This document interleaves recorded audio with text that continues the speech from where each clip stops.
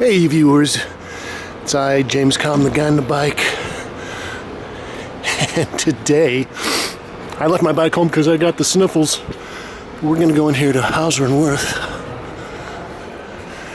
And we're going to try to record some video of a discussion about Philip Guston and his drawings.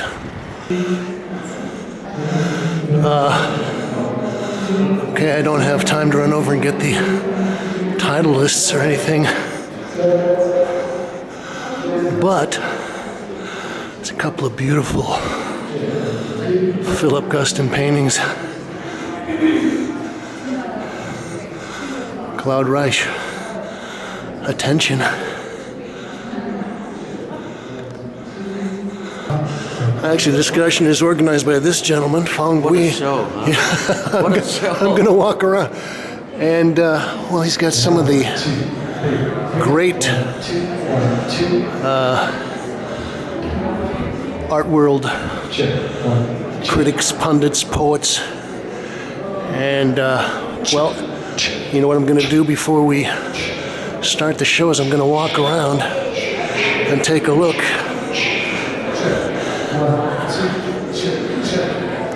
I think Philip Guston might be one of the most influential artists, painters, storytellers of the last 40 years, 50 years in American art. And well, this is great. I'm looking, and this is a whole suite. I don't know how many drawings. There must be hundreds here. But the more I'm looking at this, the more I realize this is actually kind of like an epic poem. And a lot of these are dealing with his, what can I say, love affair, his ideas about Richard Nixon, and because I don't have the titles of all these. And most of these look like they just came out of his sketchbooks. The other thing I'm thinking is, this is interesting. This is 1971, and this was probably even before the Watergate scandal broke. Key Biscayne, August 71, Florida. We'll just get up and look at this a little closer. Philip was actually a very good draftsman. A lot of these are pen and ink. This is very simple. You've got this little line dividing off your picture plane, and Mr. President at the bottom. Well, I think Spiro Agnew. Sure, it's not Henry Kissinger. Huh? Yeah, is it Henry Kissinger? Spiro Agnew. I guess that is more like Spiro's nose there.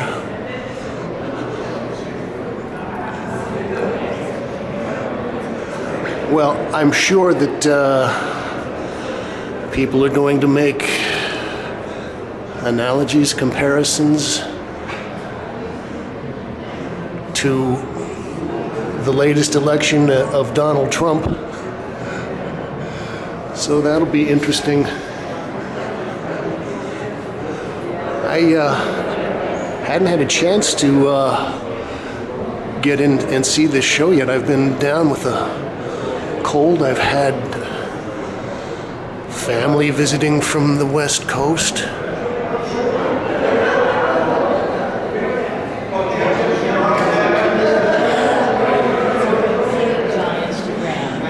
But I was thinking, this is almost like his hooded characters. Look, if this is 1971, that he had only gone back to his figuration maybe 67, 68.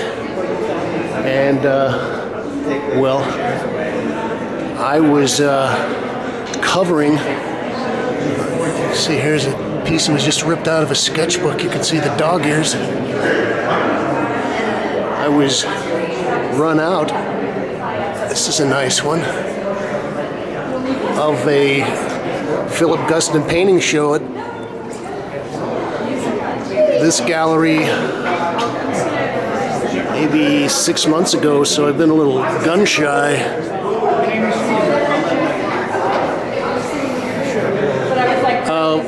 As I was saying, though, I kind of appreciate the narrative quality of these. Oh, this is nice with this, whether that's duck white or white gouache. That was before liquid paper, maybe. Maybe that's Henry Kissinger, I don't know.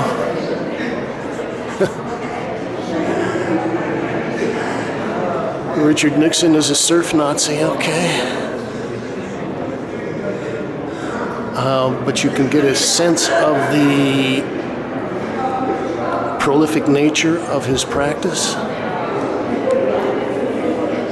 Poor Richard, these 73 drawings depicting Nixon's early life and first term in office include an impending trip to China, were assembled by Guston in this order, but unpublished in his lifetime. The title Poor Richard alludes to both Richard Nixon's penchant for self-pity and dramatization, and to Poor Richard's Almanac, collecting of proverbs and maxims published by Benjamin Franklin. Three members of Nixon's administration appear repeatedly in Guston's drawings: Vice President Spiro Agnew, National Security Advisor Henry Kissinger, and Attorney General John Mitchell. Guston was not alone in satirizing Nixon, of course, and these works join a rich tradition of political satire in art, stretching back to Hogarth, that's who I was going to say, Daumier, Goya, and Picasso, but their uniqueness persists. It is a radical work, wrote Deborah Bricker-Balkin, curator of the first exhibition of these drawings in 2001, which even within the context of the art world in the late 20th century was anomalous, finding little comparison and a niche. As a fable on both the corrupted state of politics and the demise of modernist art, Guston's Poor Richard emerges as an endpoint, a work which demarcates the loss of idealism within a culture and within an aesthetic movement. It's nice the way he kind of develops this idea. And I don't know, I might be going backwards in the chronology or something, but, well, you get an idea of the storyline. Okay. It's got Nixon, Agnew, Kissinger.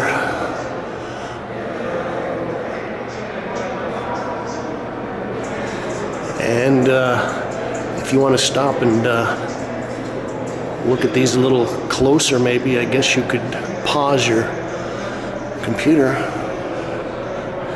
This is kind of interesting. Also, one of the great things about Guston is that he was very much in touch with pop culture, and I've always thought that a lot of his work was influenced by some of the underground comic people.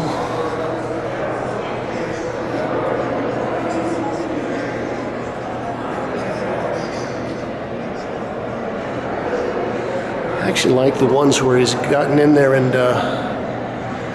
worked a little harder, got a little more cross-hatching. You know, these ominous things floating in the sky are always threatening.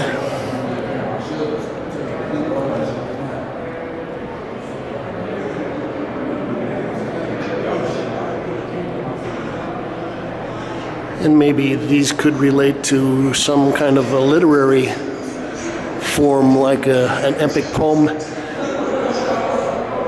something like Dante's Divine Comedy or Milton's Paradise Lost. And we got the hooded characters, but Nixon has always got this very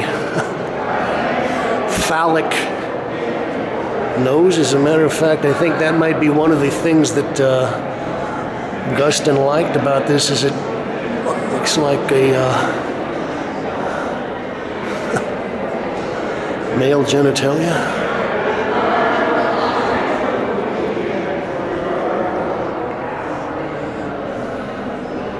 Well, that's poignant. Well, I can hear the crowds of people gathering in the main gallery section, so we're going to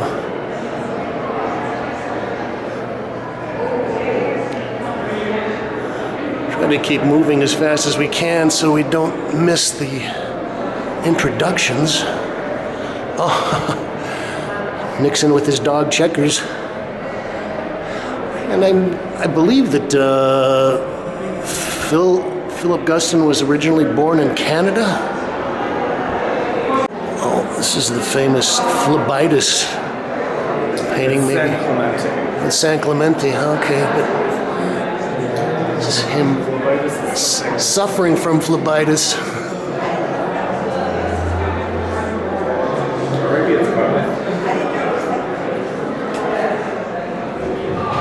That's the phlebitis series. Okay. Yeah, the phlebitis series.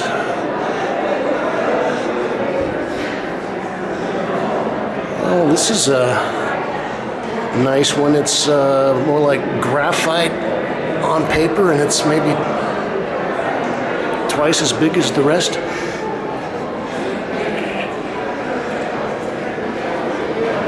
Philip Guston was Canadian, and I believe his family immigrated to Los Angeles when he was young.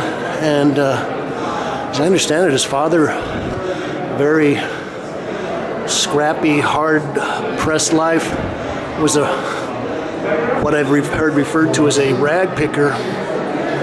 But, we better get in there. At some point, I guess the Ku Klux Klan was rather powerful in Los Angeles. And I guess when Philip Guston was about 12 or 13 years old, his father committed suicide, and Philip actually, as the story goes, discovered his body. Okay, well, we'll try to get up here and, record some of the conference. Good evening. Welcome everybody. I'm Mark Payo, partner at Hauser Wirth here in New York. And welcome to our panel for Philip Guston, Matter in the Dark, Drawings from 1971 and 1975. We opened this exhibition on November 1st, before we knew the results of the election. We were hoping to see this show with a different president-elect. Well, we were very wrong. Who knew that this work would have become so incredibly relevant all over again? We have extended the closing date of the show through January 28th until the inauguration of the new president. The last time this body of work was seen was in the early 2000s, first exhibited at David McKee's in 2001. Only about 73 drawings were shown. We show here the comprehensive group of close to 200 drawings from 1971 and 75. Our panel tonight is in collaboration with the Brooklyn Rail. We thank them for their assistance in putting this evening together.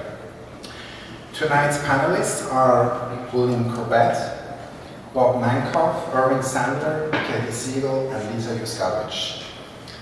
Our moderator tonight, Phong Bui, co-founder and artistic director of the Brooklyn Rail. Phong is going to introduce the panelists now. Thank you all for coming, and thank you especially for the panelists to be here. One quick thing, after the panel we have the Road Bar open tonight. You can all come there and enjoy drinks, which I hope you will all do. Phong, thank you so much. The last time I moderated Philip Guston panel, which was on the occasion of his brilliant retrospective at the Met, was sometime in November 2003, which were held at the Pierogi Gallery in Williamsburg, Brooklyn, and it was sardine packed. Tonight, it seems at Hauser Wirth is sardine packed, and when my family and I escaped from Vietnam to Malaysia on a small boat, it was also sardine packed. Just as Guston wrote to his dear friend and my dear friend, the beloved poet Philip Guston, he wrote something in the account that I've been thinking for a long time now about what made me want to paint. It is to tell a story. It's very compelling. Put everything in the picture and not leave anything out. It's similar to what Toni Morrison said in her acceptance speech in the Nobel Prize. I think it was 1993. She said, from the very beginning, we all remember the phrase, once upon a time. And I think that is probably the most compelling, remarkable attribute of Guston that we still very much admire in her work. This brings to mind that in a story that Musa Mayer, his daughter, wrote so wonderfully a story in your incredible memoir, Night Studio. When Guston was a patient at the coronary care unit in some hospital in Kingston, which is not far from his home studio in Woodstock, he had a second heart attack after the first one 3 days before. So they sent a psychiatrist to check up on his psychological condition. And the psychiatrist was very eager, very keen on asking him endless questions about his upbringing, what his parents do, and how was it to have brought up with the parents in California and whatnot.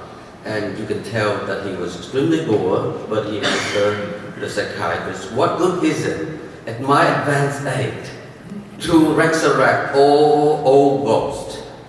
And he replied, the psychiatrist, but it's not a matter of fact, this is very serious. And he said, well, you know what Rilke say on the subject, don't you? He said, who?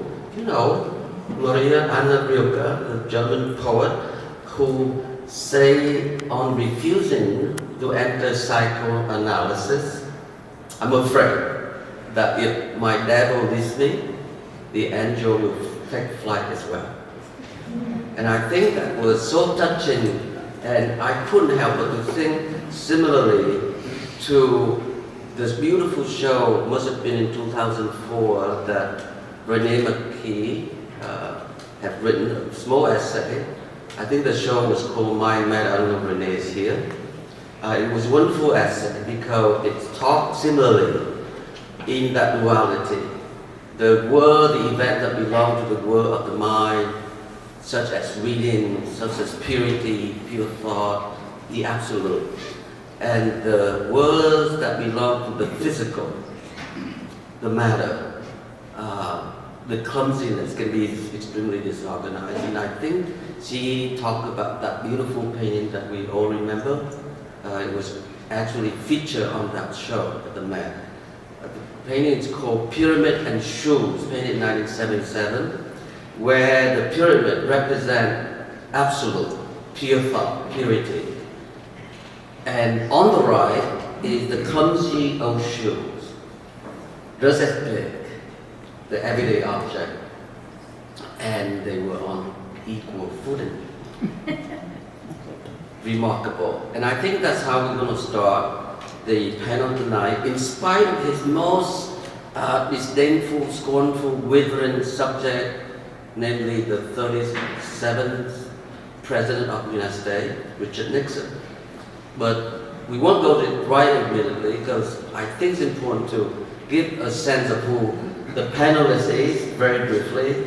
I like to begin probably, let's say, with maybe William Corbett. William Corbett, because he knew Guston, he collaborated with him. He's a poet, essayist, editor, and publisher, and Bill had spent a great time during the 70s knowing Guston, he collaborated with him, and he lived, I think, for a long time, most of your adult life in Boston South End until 4 years ago you and Beverly moved to Brooklyn. Among his books, terrific memoir, trying to reconcile, understand, I think, how your father left the family. And then the other memoir is on the late work, which I'm very eager to ask you for your insight. On my very left is Katy Siegel, an old friend, the critic or historian, curator. I don't know, Katy's done what she's been doing, tremendous, prolific outbursts in the last 4 years. But I always felt that your show in 2006, Katy, High Time, Hot Time, New York painting from 1967 to 75, somehow prompted a distinctive voice for you, as did for the visibility of so many artists who participated in that show.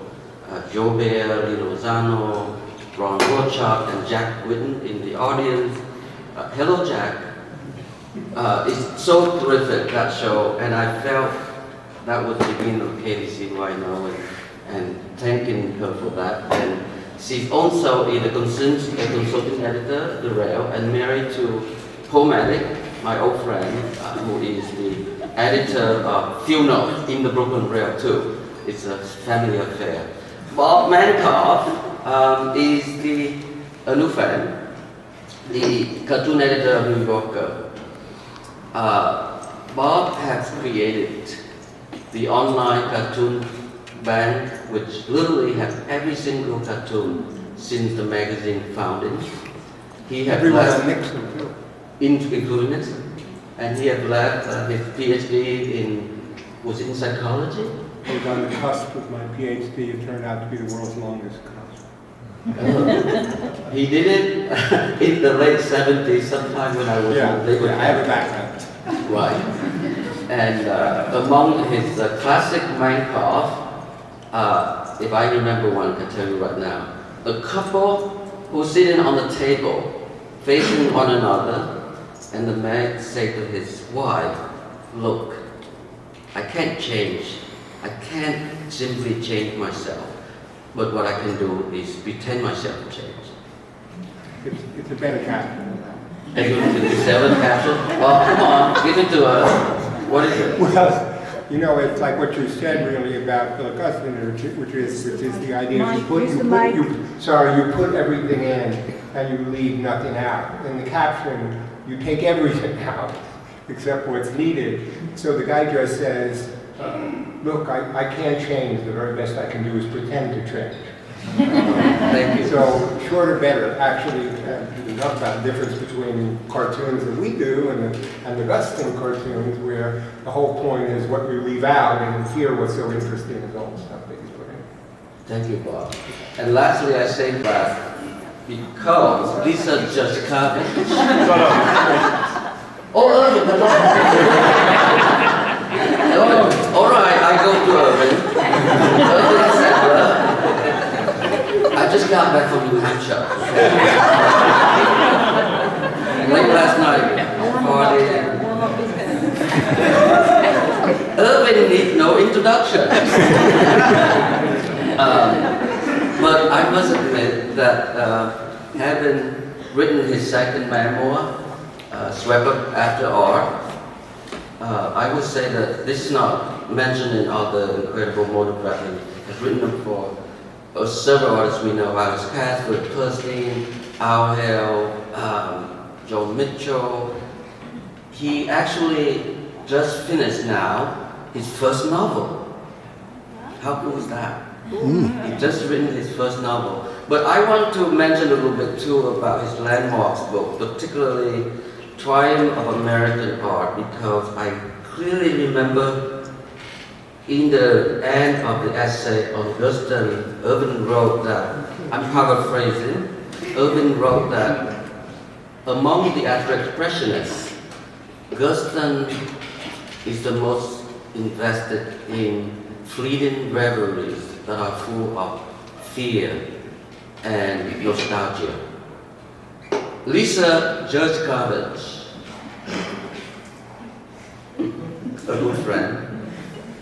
wonderful painter. And Lisa was part of the tribute we paid in November issue of 2003, but she was in Rome, partly because her partner, the painter Marte Levenstein, was on the Prix de Rome there, but she managed to deliver her wonderful essay, it was full of insight, wonderful insight in Guston, on particularly Rome, where Guston had been twice, the first one in 1948 when he was there on the Prix de Rome, and then 1970 when he was there as artist in residence.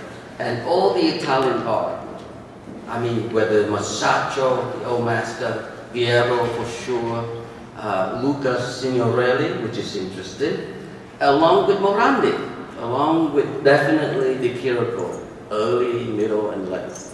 And Lisa, and her essay, oh, so wonderful. She said, I appreciated and needed to know that he didn't flinch, he, meaning Guston, didn't flinch from saying that it was he who he feared the most, and that the Clansmen and him are the same.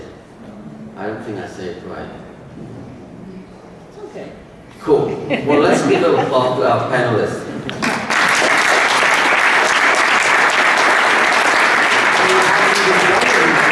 Okay, you know, it's polite, Bob, come on. So I want to jump right away because since all of us are somewhat familiar with Guston's trajectory, the sense of endurance, the sense of his own trust in the vision of what his true nature cry out for.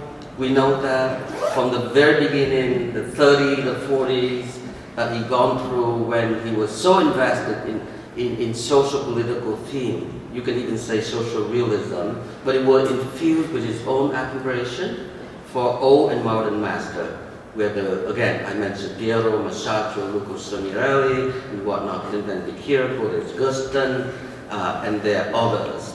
And then emerged the period of abstraction in the 50s, 60s of it. Yeah, 50 particularly. And then by the late 60s until the end, the phenomenon of the Figaro element play a big part. So looking it back right now, what are the most visible aspect in the element of his line, the drawing, that you now can see, let's begin with you, Bill, have any kind of carrying consistency from all of those different phases that you've gone through? Is there such consistency in the line, in the drawing? At the end of his life, in Michael Blackwood's film, somebody asked Philip in San Francisco about that question, who he was, in effect. Was he the old master draftsman of the early work? Was he the draftsman of the abstract work? Was he the man who did this? And he said, I'm the same guy. That I haven't really changed. I'd say, for me, this is true in some ways that are not so obvious. Obviously, these do not look like the great drawings that when I was a boy, a teenager, I first saw of Guston's and thought that they just bowled me over, and I didn't know why, but they became and remain significant in my life. These don't look like that, obviously, but Philip, in these, and in so much of his other work, was a deep diver. He used to speak of going on runs. We know that this was an incredible run.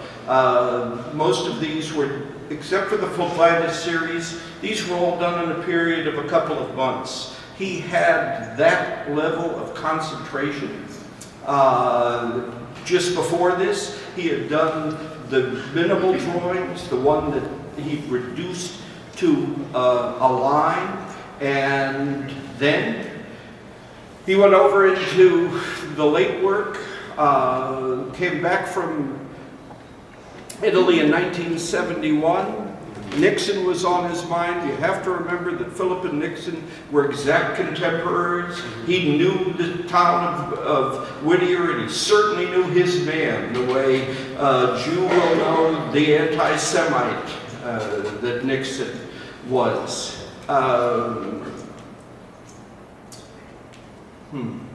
That's what I'll say to start with, but they have two small things. Context, then and now. A young guy came to me when he knew I was going to be on this and said, what's the big deal about these drawings? Everybody knew in 1971 who Nixon was. There's a button downstairs that I bought on the streets of Boston 2 days after the Nixon's election victory over George McGovern. It says, Nixon 49, America won. You have to remember that when Philip did these drawings, Nixon was riding as high as he ever would. And with absolutely wonderful serendipity that Philip would have loved, Nixon has in the last 10 days come off the shipping cages at least twice, and as recently as 10 days ago appeared on the front page of the New York Times under the headline, Nixon looked for monkey wrench in Vietnam talks to help him win race. If only Philip had read Monkey Wrench, you know it would have shown up in one of these. That's so true. Lisa, any insight about the drawing? I mean, you've seen it. Well, I wanted mostly to talk about the drawings, but since I'm sorry, I have such a big mouth, I'm just used to talking. Okay. I was mostly interested in talking about the drawings, but one of the things that stood out, because I read the piece, the very nice piece that you wrote in the Brooklyn Rail about the show. And something that stood out that you wrote, and I actually talked to Matt Bay, my husband, today about that, and I said the thing that jumped out at me was that he and you were having a conversation about this, and he decided to not put it out there because he was, and the quote that you say is that he arrived with a binder, excited, but then reversed himself. He didn't want to be known as a Nixon hater. And I could, as an artist, I could imagine, and you know, people are trying to decide, do you want to be known as a hater? Do you want to put yourself out there? And he's certainly not a coward. I mean, but I would rather hear more on that from you, because I was curious more about what you might. We lived with this for several years, from about 1975, Lisa, to shortly to the year before Philip's death. We went back and forth about whether I would, we knew right away we were both Nixonologists, and we hooted and hollered about him as often as we could. And Philip said, well, why don't you write the text? We'll do the drawings. With this, I only saw the 73 that became Poor Richard. Philip was a famous, passionate, yes, but talker. He could begin an evening with saying, Bill, we're going to do this. Let's get down to it. You call da-da-da-da-da-da.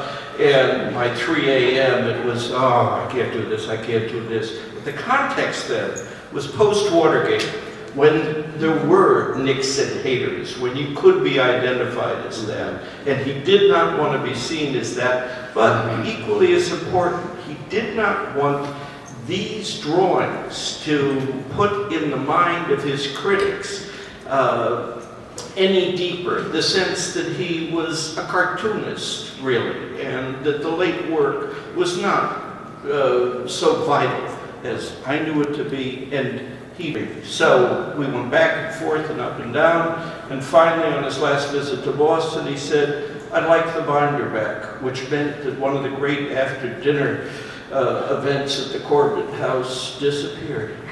Well, I mean, and then the other thing is in reading it, and maybe I was reading it somewhere else, it really struck me that the presence of Roy Cohn in both Trump and the direct relationship, because that's one thing that I'm not a particularly, I've been reading the paper much more in the past 5-6 years, and I used to be much more just, I'm going to my studio, not really keeping my head down.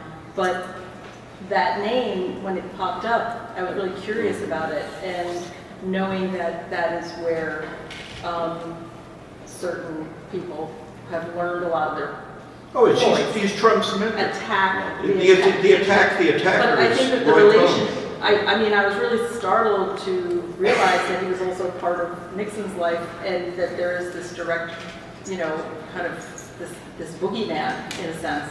And that was sort of interesting to me, just as a piece of history. But the thing that happened to me today, which was kind of lucky, on my way to my studio, listening to the radio, there was a show on Lenny Lopate, and Art Spiegelman was on. Oh. A couple of other people, what Art Spiegelman said stood out to me the most and felt the most resonant to me. And the title of the show today was, and you can listen to it, I listened to it again while I was working because I wanted to rehear it, How Artists Are Mobilizing Against Trump. That was the title of the show. And Art Spiegelman said, amongst other things, that I think there were certain people calling for all artists to be political. And the question is this work political? Are we bound to be political? Blah, blah, blah. And I like what he said. He said artists, quite simply, are antenna. And when they pick up, they may not overtly appear to be making work that is overtly political. And I think it's really important not to expect that of all artists, that they would be overtly political, but I think that all artists are pretty honed antennas, and that as they go through their life, you never know what they're doing and how important what they're doing is until some event happens. I remember after the World Trade Centers fell, I was on a jury for the Marie Walsh Foundation, and there was someone applied, and nobody knew what we were looking at. And it was we were like, is this a realist drawing? We were like, because everything was slides, and it's sort of it was actually a sound artist. And I had just, actually also, once again, listening to the radio, I had heard an artist who was a sound artist who actually had a studio at the World Trade Center, and he recorded the sounds of buildings and other things. That was part of what he did. And I remember hearing the sound of the buildings groaning, and this was well before they were attacked. And so, just something like that, we gave him the studio. I was like, wait a minute, that's the sound artist. And we suddenly sort of were able to unpack what he was doing and look at the work. It seemed obviously rather, okay, you're picking up the sound of the World Trade Center moving. But once the World Trade Center disappears, this is something that is a record, as this guy's work is a record. And we never know what's important until time passes.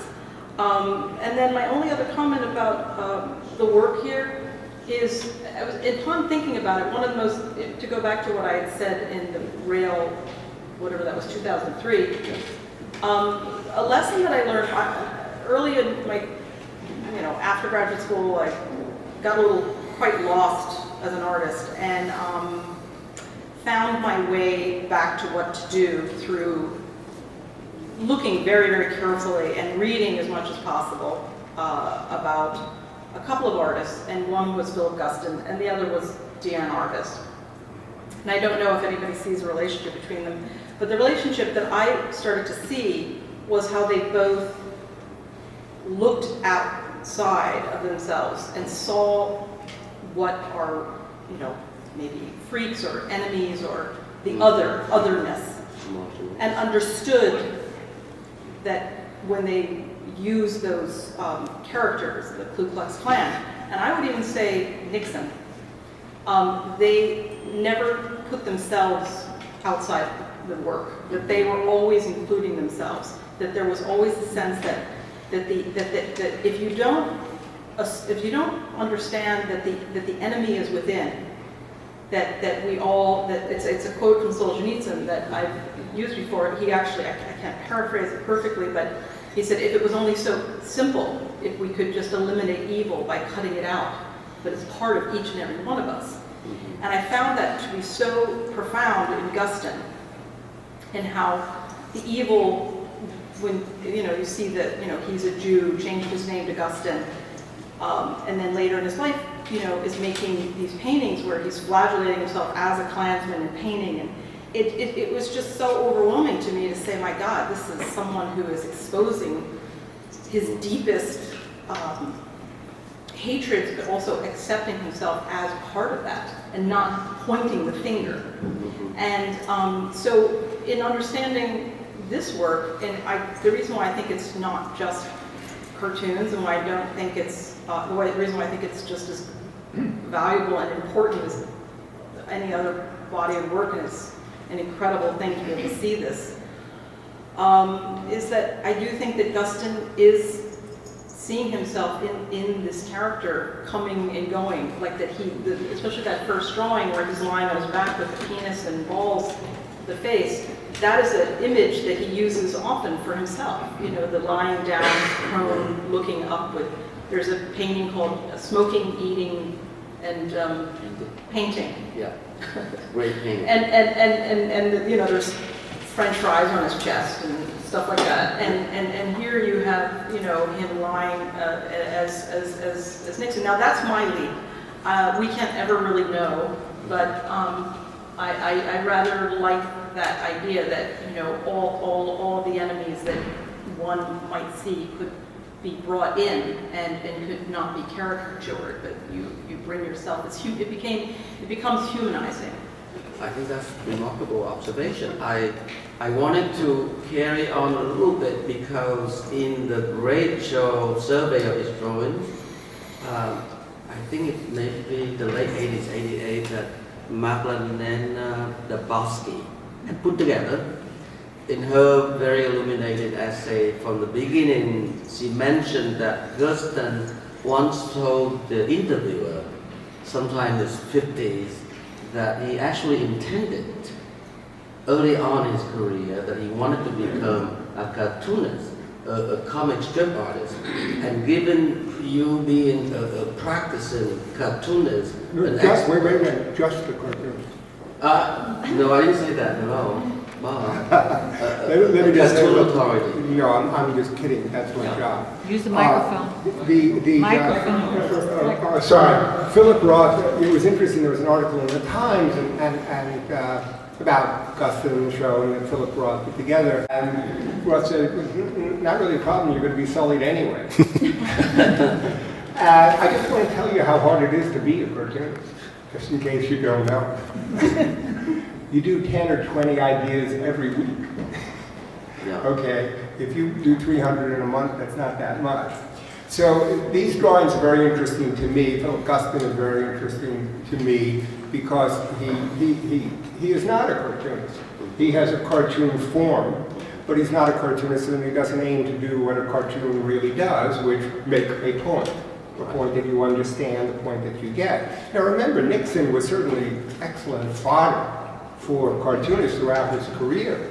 The greatest of them all was Herb Block. Yeah. And that was actually satire. This is interesting, it's art, it's actually not satire in a way, in that we're not seeing what this point is when we see the great Herb Block Nixon thing of hanging by a thread between the two parts of the missing tape from 1973, where we understand deeply. And also in Herb Block's characterization of Nixon, he isn't a head with penis and testicles. Right. And actually, it's too bad Guston isn't around because now we really have a real dickhead as president. But the characterization that Herb Block does of Nixon reveals his dark side, right, while still being Nixon. And so that was, very deep. So it's interesting to me, this stuff. Because I'm ignorant, basically, of career pretty much of Philip Guston, but these were all done in a period also where, and someone pointed this out also to me in the audience, in which underground comics themselves were a very powerful force. And when you look at this style, you see Robert Crumb, you see that. When I look at this what I see is almost it's a carnivalization. It's a vilification of through the body itself. And that is fascinating to me because here's the resonance I see between Nixon and Trump. That if you're on one side or the other, you feel a repulsion. There was a great, when Nixon was elected, because this was talked about before, remember people were sort of, they were incredulous in the same way that people are incredulous now about Trump. In just the same way. And so there's a cartoon in the New Yorker that appears when he's elected, it just has a guy walking in the street on the thought balloon, he's just repeating over and again in his head, President Nixon, President Nixon, President Nixon, because that's how incredulous it was, right? And that's the exact same thing, really, that we're feeling now with Trump. Now, we have an interesting cartoonist, artist, really, Ed Steve from England, who actually lives in Taiwan, and he did some wonderful pieces online that are, the drawing is not similar to this, but the impulse, the Ralph Steadman, the Ronald Searle, the Gerald Scarf impulse of just drawing, of drawing the person and sort of making them weak and human because of their body coming through. So that's my little riff, I guess. Thank you. What about the relationship between abstraction and figuration of it? I mean, we know early on he was trained as a figurative painter, as I mentioned earlier. He actually started with his mother told him he saw he was interested in art, and he took you want to be an artist class when he was 13, a correspondence course from the Cleveland Institute. So it's something he had in common with Warhol, as different as they were politically as artists. And so I think you can see what's fundamentally there underneath that is the idea that a working class person could become an artist at that moment, and what did it mean then? What did fine art mean to them? And they weren't quite so far apart. So on the one hand, he grew up seeing those kind of cartoons, and he got bored quickly with the class and didn't finish the course. But he also politically at that moment, as a teenager, was looking at Americana magazine, which was published in the 1930s and would have had George Grosz in it. And at a political moment in the Depression and with the rise of fascism, and Grosz was in America by then, would have been seeing caricatures and commercial artists and fine artists who felt pressed to rise to the political moment and not seeing such distinctions between them. So I think that's something that's interesting to think about looking at Guston, and that even while he was making the beautiful abstract paintings that I think a lot of us saw on 18th Street, the last show at Hauser Wirth, those beautiful mid-60s paintings that were at the Jewish Museum, was that even while he was making those, and he knew you weren't supposed to be making figurative art, that it wasn't kosher, as it were. It wasn't the forefront of art at that moment. He was making caricatures of his friends, of the other artists who became called abstract expressionists. So it was an impulse that carried a sort of the subterranean with him. But I think looking to that original moment of not making such a distinction between fine art, caricature, cartoons, and the ability to cross those lines is really important in seeing this work, and then maybe asking, which I hope we return to at some point, who's doing this now? And are they artists? Are they cartoonists? Who's able to capture this moment in the way that Guston captured this moment in 1971? To answer your question, Phong, except for about 3 years of his career in the early 1950s, there's always a figurative element. Even in the last show that we saw on 18th Street, the way in which circular head forms would appear. And then this goes right through his career, from the social realist works into the works of the middle 50s down to the present. The so-called abstract impressionist painting. Yes. Right. He only has about 3 years of really abstract work. Yeah. I'm very interested, Irving, and I hope you, Katie, and everyone else can join in, because I think with the height of abstract expressionism, he had been avoiding a lot of personal issues, and wherever the domain of his own anxious condition. I mean, this is just something that you have mentioned in that essay of it. And the anxiety is interesting to me. It seems to go further back from the beginning. If you think of Cézanne, for instance, which is so interesting, you think of the very beginning of Cézanne, who the greater desire for stability in his still life, apples, occasional oranges, because he hated Impressionism. He thought Impressionism had abandoned solid form for color, for light, therefore the erosion of form inevitable, occurring. He wanted to restore the form with dignity, with solidity. And the greater he desired for them to be, the greater stability, the stronger stability, the precariousness of form even becomes strong, just as strong. And I'm mentioning this because there's two things. One, we know that Cubism, analytical Cubism, emerged out of still life, the motif of still life and landscape. Never historical painting, never was religious painting, not even portraiture. So it came from still life, which is so interesting to look at Guston in that sense.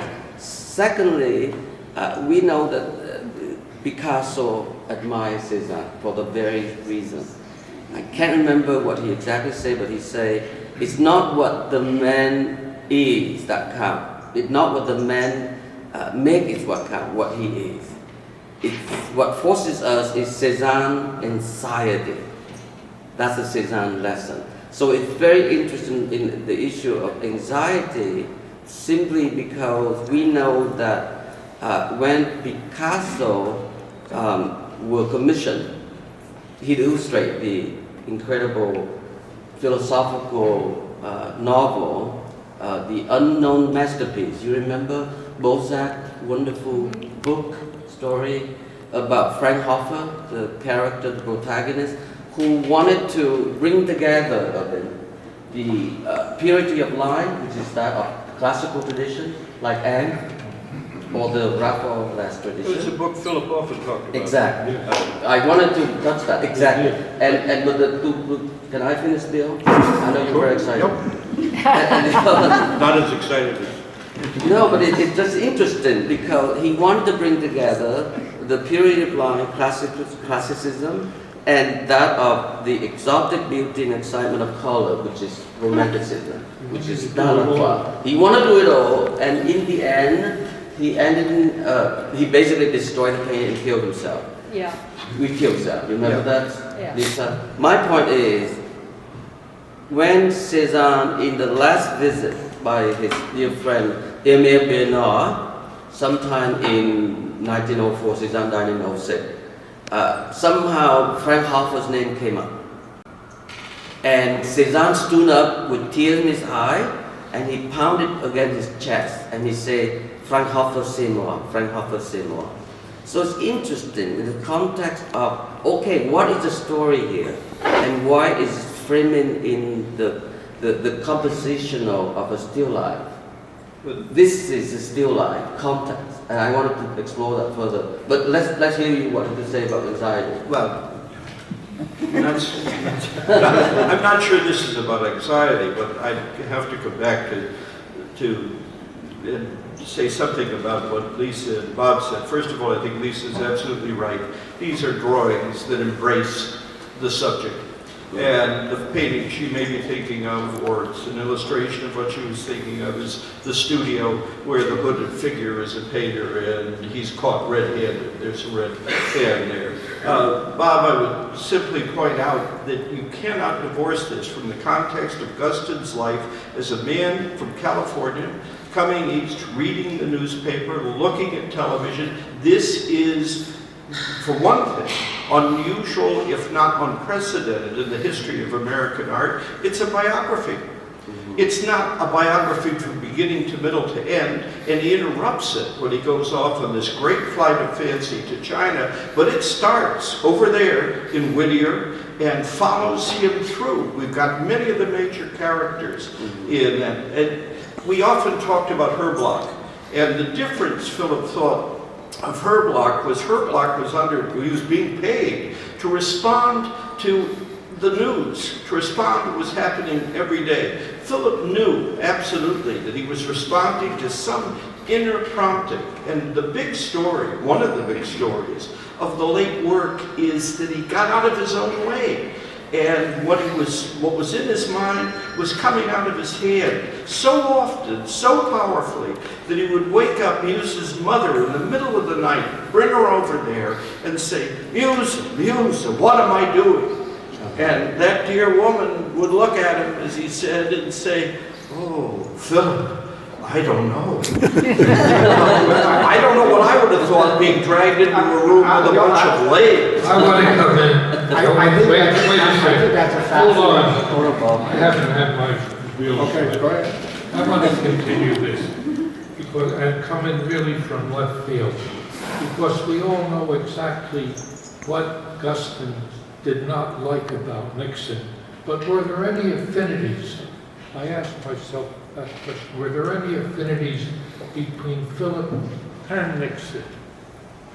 And the only thing I could come up with is that both of these people had second acts, where at one point Nixon had given up politics, said, you don't have me to kick around anymore, and then has a comeback. And Guston's entire career is just full of these ups and downs. Yeah. When he abandons realism and moves to abstract expressionism, early on he's considered a Johnny-come-lately. Yeah. Then when you have those very great paintings, and I had a long discussion with him about the reception of those paintings in the art world in the early 60s. Yeah. Again, the art world turns against him. And then by 1970, he's pretty much forgotten. I taught 2 graduate seminars at not Parsons, the one in Brooklyn. Pratt. Guston must to have spoken, or did speak, that day, the day I taught, and I recommended to the students that they all go, and I got this look of blank faces. Half the class had never even heard of Guston. The next year, he emerges once more as the most important artist, literally, of his generation, of the abstract generation. Just as he did earlier on, even in the early 1950s, when his abstract impressionism becomes the counter to the abstract expressionism of Bakunin, Klein, etc. It's very interesting. Again, I'm just inventing this, but I just wonder, were there any affinities between Philip and Nixon? I'd say 2 more. The obvious ones. They both came out of California, and they both had their success in the East. And Philip, for one, as Musa found out in her book, did not actually keep up with the family. And there's that wonderful thing, I think it's your aunt says, when you ask about the name, Goldstein to Guston, and she says, well, all right, showbiz.